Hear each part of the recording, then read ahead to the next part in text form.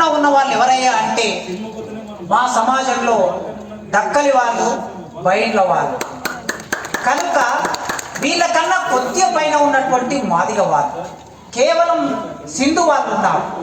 33 కులాలు, 33, 34 ఉప కులాలు. కేవలం ఎస్సీలు అనగానే మాల, మాదిగ అని బయట సమాజానికి అర్థమవుతుంది. కానీ మేము 59 కులాలు. 59 కులాల్లో విశ్వవిద్యాలయాల మెట్లెక్కని వాళ్ళు కూడా ఇప్పటికీ ఈ సమాజంలో ఉన్నారు. కనుక వర్గీకరణ ఉద్యమం నేపథ్యంలో ఈ సమాజాన్ని కొద్ది మేరకైనా చైతన్యం చేయడానికి, వారికి కొన్ని అవకాశాలు రాజ్యాంగపరంగా కలగడానికి తెలంగాణ రాష్ట్ర ప్రభుత్వం తరఫున రేవంత్ రెడ్డి గారు ఒక చొరవ చూపారు. ఆ చొరవ నేపథ్యంలో 30 సంవత్సరాలు రేవంత్ రెడ్డి అనే చాలా సందర్భాల్లో వర్గీకరణ ప్రాసెస్లో ఎమ్మెల్యేలు, మంత్రులు వాళ్ళతో పాటు నేను మందకృష్ణ వెళ్ళినప్పుడు చాలా సందర్భాల్లో వారు చాలా విశాల హృదయంతో మాట్లాడారు. కృష్ణన్న, ఈ ఉద్యమానికి మీరు నాయకులు, ఈ మాదిగ సమాజానికి, దండోర ఉద్యమానికి, ఎంఆర్పిఎస్ ఉద్యమానికి మీరు నాయకులు. ఈ సమాజం కోసం ఏదైనా చేయాలని నా మనసులో ఉన్నది. ఖచ్చితంగా సుప్రీంకోర్టు తీర్పు వచ్చింది కనుక ఆ తీర్పును అమలు చేసే బాధ్యత నా మీద ఉంది. ఆ బాధ్యత నేను తీసుకుంటాను అన్నారు. ఈ వేదిక మీద కూర్చున్నటువంటి వాళ్ళందరూ సాక్ష్యం. ఆ రోజు ముఖ్యమంత్రి గారు ఆ మాట అన్నారు.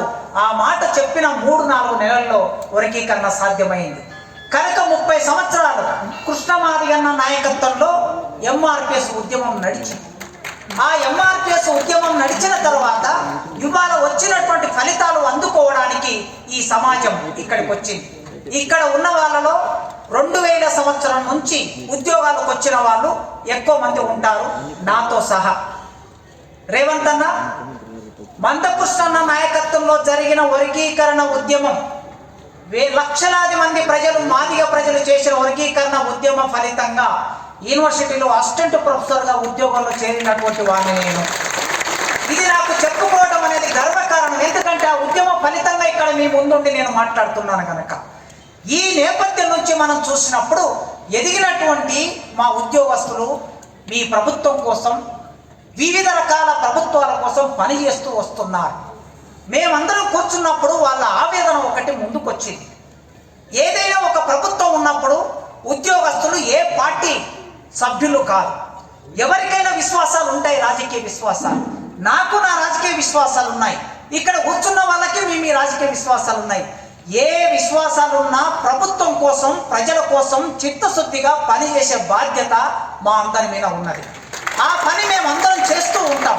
కానీ ఏమైనా సమస్యలు వచ్చినప్పుడు మేము ప్రభుత్వం వరకు చేరుకోవాలంటే, మంత్రుల వరకు చేరుకోవాలంటే, అధికారుల వరకు చేరుకోవాలంటే మాకు ఒక లైజనింగ్ చేసే మనుషులు లేని ఒకానొక సమస్యను మేము ఎదుర్కొంటున్నాం.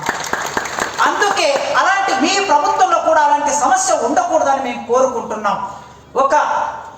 ఒక డిపార్ట్మెంట్కు సంబంధించిన ఒక ఎంప్లాయీ నాయకుడు, ఉద్యోగ సంఘ నాయకుడు, లేకపోతే ఒక ఆఫీసర్ మీ దగ్గరికి రావడానికి మాకు ఒక సులభమైన మార్గం ఉండాలని మేము కోరుకుంటున్నాం. మా సమస్య చెప్పుకోవటం, అసలు సమస్య పరిష్కారం అవుతుందా కాదనే తర్వాత సంగతి. కనీసం సమస్య చెప్పుకుంటే మా కడుపులో ఉన్న బాధ అంతా బయటకు వస్తుంది.